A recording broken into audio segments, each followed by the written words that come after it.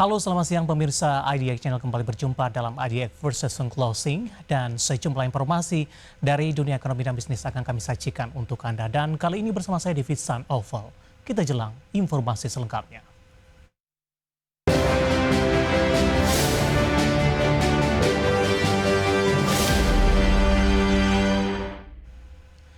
Kita langsung saja ke informasi yang pertama pemirsa, di mana pemerintah tengah merancang stimulus fiskal tahap ketiga untuk menopang daya beli dan aktivitas ekonomi menjelang Natal dan Tahun Baru 2025.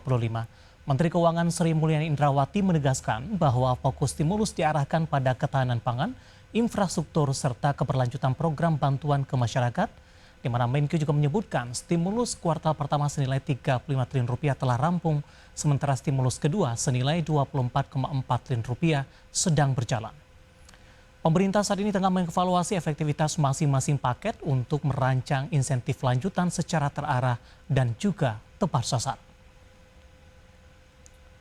KSSK akan terus berkomitmen untuk meningkatkan sinergi dan mengantisipasi risiko dari berbagai perkembangan perekonomian dan politik global, dinamika geopolitik, perubahan arah kebijakan dari negara-negara besar, dan potensi rambatannya di dalam perekonomian Indonesia dan terutama pada sektor keuangan. Selanjutnya pemirsa, Gubernur Bank Indonesia Peri Warjio mendorong perbankan mulai menurunkan suku bunga kreditnya seiring dengan langkah Bank Sentral yang juga telah menurunkan suku bunga acuan sebesar 25 basis point menjadi 5,25%. Bank Indonesia juga berharap agar perbankan juga dapat mengenjot penyaluran kredit karena Bank Indonesia telah mengendorkan likuiditas bank. Sementara itu, Peri memproyeksikan sampai akhir tahun ini penyaluran kredit oleh perbankan masih akan tumbuh di kisaran 8 hingga 11%. Peri menjelaskan untuk mendorong pertumbuhan kredit bank, sejak tahun lalu Bank Indonesia telah menurunkan suku bunga acuan sebanyak 4 kali dengan terakhir dilakukan pada Juli 2025. Kedepan, Bank Sentral juga masih membuka peluang penurunan suku bunga acuan untuk mendorong pertumbuhan ekonomi. Namun penurunan suku bunga di masa mendatang akan dilakukan dengan tetap memperhatikan stabilitas nilai tukar rupiah dan pencapaian sasaran inflasi. Dengan mendorong kredit pembiayaan dari perbankan, dengan pemberian insentif likuiditas makroprudensial, kemudian peningkatan likuiditas, maupun juga mendorong perbankan bank untuk lebih cepat menurunkan suku bunga. Jadi kebijakan makroprudensial lebih diarahkan bagaimana perbankan lebih banyak mendorong kredit dan menurunkan suku bunga. Beralih ke informasi lain pemirsa, di mana Kejagung memastikan hanya akan mendalami kasus dugaan korupsi dalam penyaluran beras oleh 6 produsen beras, bukan kasus dugaan beras oplosan. Di mana Kejagung menyebutkan dalam menyalurkan beras subsidi terdapat dana yang dikeluarkan oleh negara. Kejaksaan Agung memastikan tidak akan ikut campur dalam pengusutan kasus beras oplosan. Kejagung memastikan hanya akan mendalami kasus dugaan korupsi dalam penyaluran beras oleh 6 produsen beras, bukan kasus dugaan tindak pidana ketidaksesuaian mutu standar beras alias beras oplosan yang beredar di masyarakat. Menurut Kapus Penkum Kejaksaan Agung Anang Supriyatna, dalam menyalurkan beras subsidi, terdapat dana yang dikeluarkan oleh negara. Jagung hanya ingin memastikan aliran dana tersebut sesuai dengan ketentuan yang berlaku. Pendalaman kasus tersebut agar kedepannya tidak ada pihak-pihak tertentu yang mengendalikan harga beras di pasaran. Kan kalau untuk beras oplosan yang nanganin rekan-rekan dari Satgas Pangan dari Mabes Polri. Di samping penyelidik juga sudah mempunyai data-data, juga mintain juga keterangan dari kedua perusahaan yang hadir. Nanti ada pemeriksaan lanjutannya. Ya nanti kan kita kaji seperti apa dari data-data yang ada. Kan ini kan ada uang negara yang keluar. Untuk subsidi itu kan nanti ada komponen-komponennya. Kita memastikan sudah sesuai enggak kan seperti itu. Kejaksaan Agung telah manggil dan meminta keterangan 2 dari 6 perusahaan yang dijadwalkan dalam kasus dugaan korupsi ada penyaluran subsidi beras. 2 perusahaan tersebut yakni PT Unifood Candi Indonesia dan PT Subur Jaya Indotama. Sementara itu, 3 perusahaan lainnya meminta penjadwalan ulang dan 1 perusahaan mangkir dalam pemeriksaan di tahap penyidikan. Dari Jakarta, Tim Liputan IDX.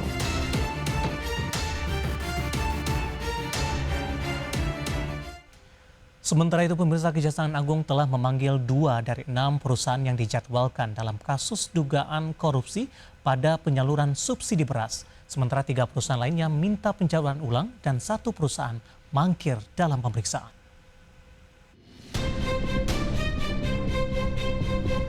Kejaksaan Agung telah memanggil dan meminta keterangan 2 dari 6 perusahaan yang dijadwalkan dalam kasus dugaan korupsi pada penyaluran subsidi beras.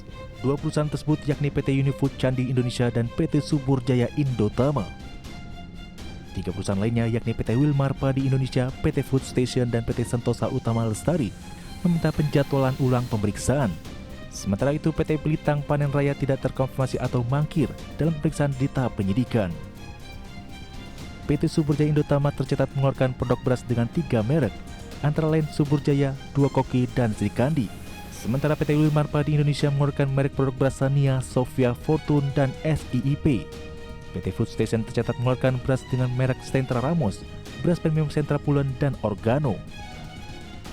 PT Pelitang Panen Raya mengeluarkan merek beras Raja. Sementara itu PT Unifood Candi Indonesia mengeluarkan merek beras Laris dan Lazat. Dan PT Sentosa Utama Lestari atau Java Group mengeluarkan merek beras Ayana. Sebelumnya, Satgas Pangan menyebut kerugian yang disebabkan praktik beras yang tidak sesuai mutu standar pada klaim kemasan atau oplosan ini mencapai Rp99,35 triliun per tahun. Dengan perincian beras premium sebesar Rp34,21 triliun dan beras medium sebesar Rp65,14 triliun. Dari Jakarta, Tim Liputan IDX. Pemirsa, Badan Pangan Nasional meminta pelaku usaha retail modern untuk tetap menjual beras di pasaran untuk menghindari kelangkaan beras di tingkat konsumen. Hal ini menyusul penarikan sejumlah merek beras premium pasca mencuatnya kasus beras oplosan. Meski demikian, terhadap beras yang diindikasikan tidak memenuhi ketentuan standar mutu beras premium, Bappenas meminta pelaku retail modern untuk menurunkan harga jual yang disesuaikan dengan standar mutu beras yang ada dalam kemasan tersebut. Retail modern tetap menjalankan transaksi penjualan beras seperti biasa, sehingga ketersediaan pasokan dan stok beras di tingkat konsumen tetap terjaga dan tidak mengalami gangguan. Yang kedua, stok yang ada di saat ini di gudang maupun di display tetap harus dijual. Nah, kemudian terhadap beras yang diindikasikan tidak memenuhi ketentuan standar mutu beras premium, agar dilakukan penurunan harga yang disesuaikan dengan standar mutu beras yang dalam kemasan tersebut, sehingga sekali lagi tujuannya adalah tidak terjadi kelangkaan terkait dengan beras baik di retail modern maupun di pasar-pasar. Dan pemirsa, rangkuman informasi emiten akan kami hadirkan sesaat lagi, kami akan segera kembali.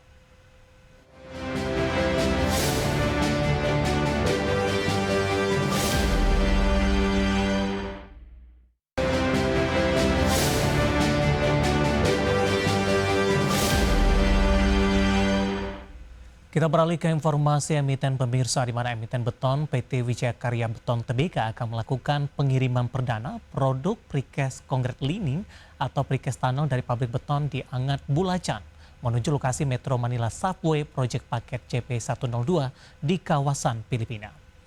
Direktur Utama PT Wijaya Karya Beton Tbk, Kunchara, mengatakan bahwa pencapaian ini sekaligus menambah jejak langkah strategis perseroan dalam penetrasi pasar internasional, khususnya di kawasan Asia Tenggara yang semakin berkembang pesat.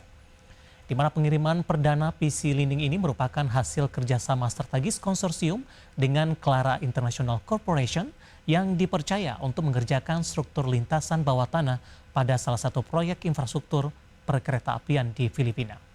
Dan sebagai informasi, pemirsa, Metro Manila Subway sendiri merupakan proyek strategis nasional pemerintah Filipina yang akan mengubah wajah transportasi massal di kawasan ibu kota dengan total panjang lintasan mencapai 33 km dan didukung oleh 17 stasiun yang akan menghubungkan Valenzuela City hingga Ninoy Aquino International Airport dengan total proyek mencapai senilai 488,5 miliar peso.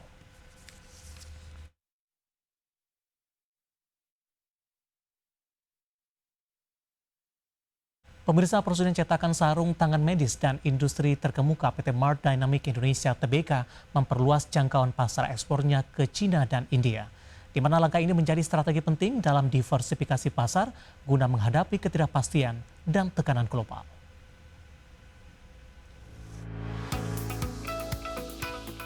PT Mark Dynamic Indonesia Tbk memperluas jangkauan pasar ekspornya ke Cina dan India. Sepanjang paruh pertama 2025, Mark mencatat penurunan pendapatan sebesar 16,4% menjadi 380,8 miliar rupiah dan laba bersih turun 10,8% menjadi 131,3 miliar rupiah akibat pelemahan pemerintahan dari beberapa negara termasuk Cina dan Malaysia.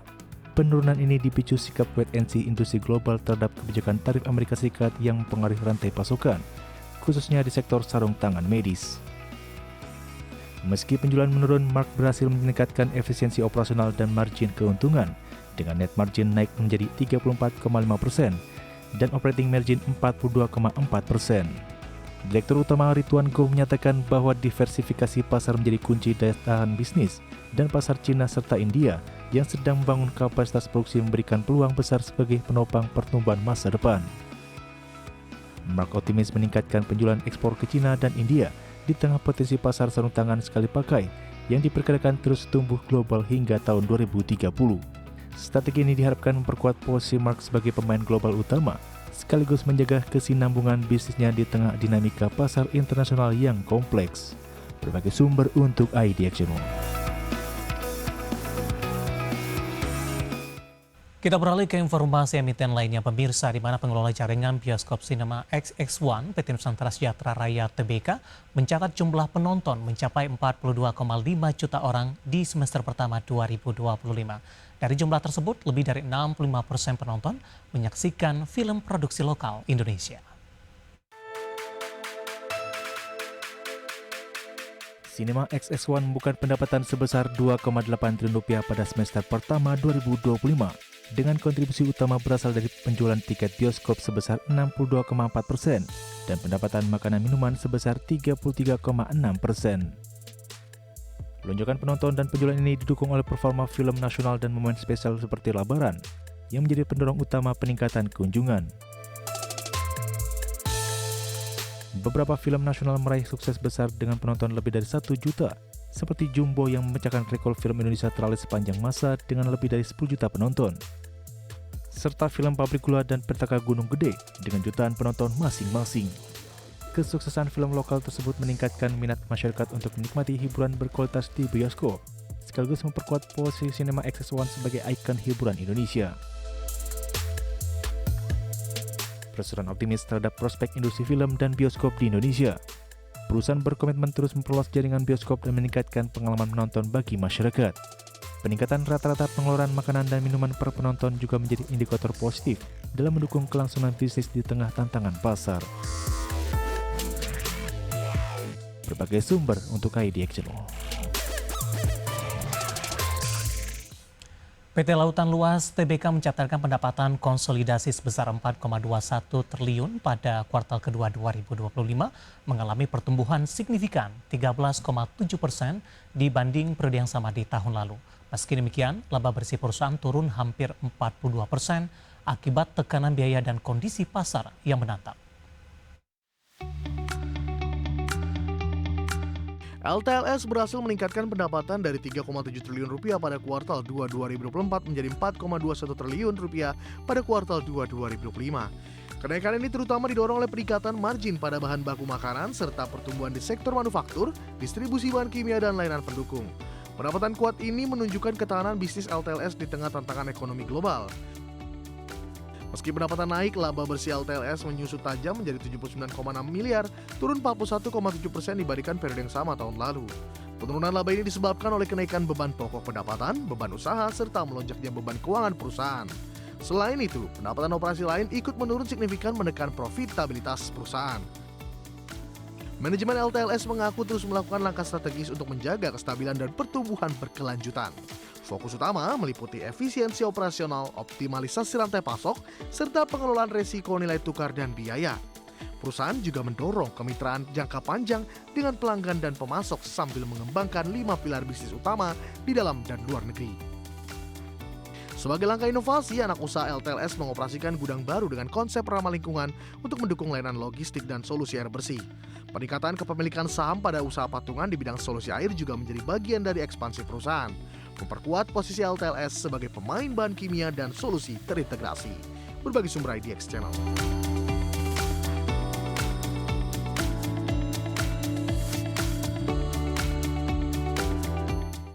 Dan pemirsa, aktivitas perdagangan di sesi pertama hari ini sudah berakhir pemirsa, dan indeks harga saham gabungan lebih cenderung tertekan, mengalami pelemahan yang cukup dalam di 0,72%, dan indeks harga saham gabungan ini kembali meninggalkan level 7.600-an dan ditutup di sesi pertama di sekitar level di 7.500-an pemirsa.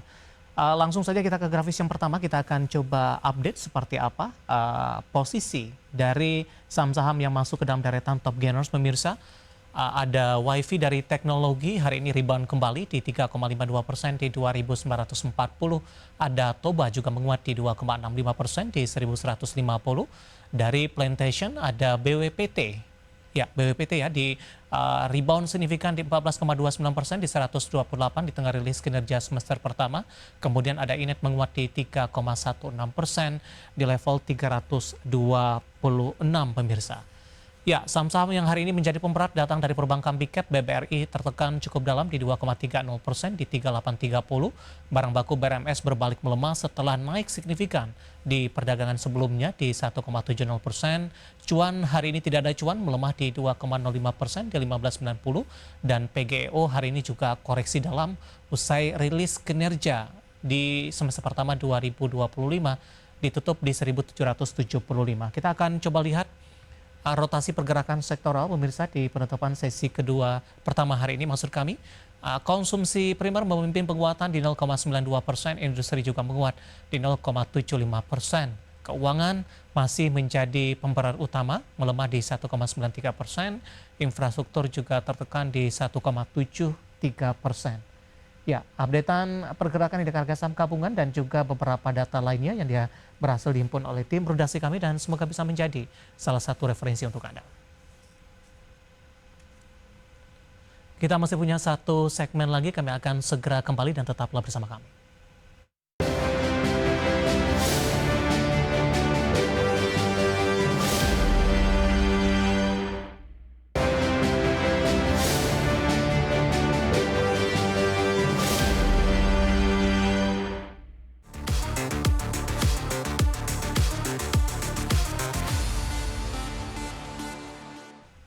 Terima kasih untuk Anda yang masih bergabung bersama dengan kami pemirsa. Di tengah kebutuhan energi yang kian meningkat khususnya dalam perangkat elektronik dan kendaraan listrik, baterai Gripin muncul sebagai inovasi yang sangat menjanjikan. Dengan kemampuan pengisian super cepat dan kapasitas lebih besar, baterai ini diharapkan menjadi pengganti utama baterai lithium ion konvensional. Salah satu keunggulan paling menonjol dari baterai Grapeni adalah kemampuan pengisian dayanya yang cepat. Berkat struktur Grapeni yang tipis dan sangat konduktif, aliran ion dan elektron menjadi lebih efisien, memungkinkan baterai terisi penuh hanya dalam hitungan menit. Ini adalah lompatan besar dibanding baterai lithium ion yang biasanya butuh 1-2 jam pengisian. Baterai Grapeni juga unggul dalam menyimpan energi lebih banyak dalam ukuran sama, sehingga memungkinkan perangkat menjadi lebih ringan dan tahan lama. Selain itu, baterai ini mampu bertahan hingga lebih dari 2000 siklus pengisian tanpa kehilangan kapasitas signifikan. Jauh melebihi baterai lithium ion yang umumnya menurun setelah 500 hingga 1000 siklus. Grapeni memiliki konduktivitas termal yang tinggi sehingga mampu menjaga suhu baterai lebih stabil dan mencegah overheat. Hal ini menjadikan baterai Grapeni lebih aman dan andal. Dari sisi lingkungan, produksi baterai Grapeni berpotensi menghasilkan limbah kimia lebih sedikit dan berkontribusi mengurangi limbah elektronik berkat masa pakai lebih lama. Baterai Grapeni cocok untuk berbagai aplikasi mulai dari smartphone, laptop, hingga kendaraan listrik dan wearable technology berkat bobot ringan dan fleksibilitasnya. Meski demikian, tantangan utama masih pada biaya produksi yang tinggi dan adopsi skala massal yang belum luas. Para ahli optimistis inovasi dan investasi global akan mempercepat penetrasi teknologi ini ke pasar. Berbagi sumber, IDX Channel.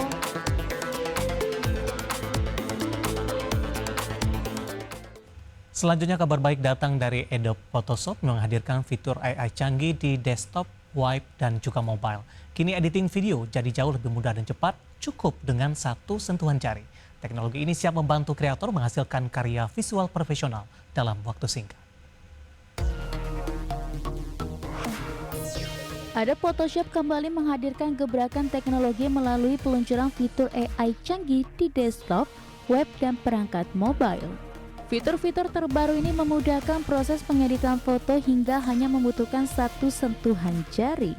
Pengguna kini dapat menyesuaikan warna, pencahayaan, hingga menghapus objek yang mengganggu secara otomatis, sehingga menghasilkan gambar yang lebih profesional dan menarik hanya dalam hitungan detik. Salah satu fitur unggulan yang diperkenalkan adalah Generative Fill yang memungkinkan pengguna untuk menambah, menghapus, atau mengganti elemen pada gambar dengan hasil yang terlihat alami dan menyatu. Tak hanya itu, fitur Generative Expand juga hadir untuk memperluas batas foto tanpa tampak ada sambungan, sangat membantu dalam pembuatan banner atau komposisi iklan digital. Semua fitur ini didukung oleh model AI terbaru Adobe Firefly Image 3 yang kini mampu memahami instruksi kompleks dan menghasilkan karya foto realistik tinggi. Pembaruan AI juga memberikan kemudahan signifikan bagi editor pemula hingga profesional. Fitur Distractional Remover memudahkan pengguna menghapus objek-objek yang dianggap mengganggu tanpa harus melakukan seleksi manual satu persatu. AI dapat mendeteksi dan menghilangkan kabel, tiang, bahkan orang dalam foto dengan satu klik saja, meningkatkan efisiensi waktu dan hasil akhir yang lebih halus.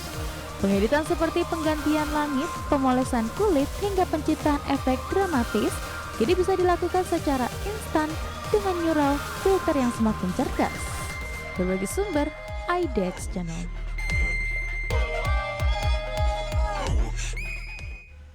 Dan pemirsa, informasi tadi tampaknya sekaligus mengakhiri kebersamaan kita untuk kali ini. Dan jangan lupa saksikan program Second Session Closing yang akan tayang pada pukul 15.30 waktu Indonesia Barat. Karena urusan masa depan harus terdepan. Aku investor saham.